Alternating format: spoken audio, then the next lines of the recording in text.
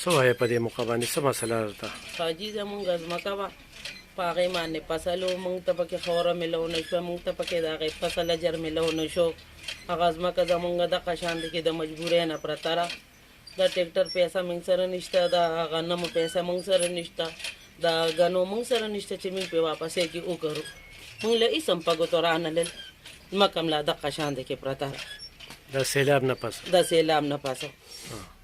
بچي مو واړه دي، خاوند هم وفات شوی دی. زمونږ د منډې تړ دې څوک دي؟ هغه چې رچا ځوانان یې نو منډې ورلوبخي، زما پټینې پټینې بچي دي په هوټل کې کار کوي. صحیح. ګرانو کتونکو دا زنانه خپلې مسله روړې ده او مسله دا ده چې فصلونه دا ځمکې دې خپلې دي. شکر دی.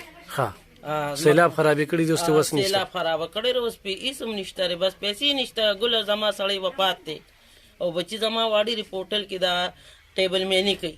ګوره دا څومره ښکلې خبره ده. الله پاک د خپلې لوټې مالکه کړې ده، خو چې اوس د کر سیلاب تیار څه دغه کړل، د دې د کچن خال دی دا وګورئ جي، او د خپلې ځمکې مالکه ده او په هغې کې د غربت دغه ژوند دی.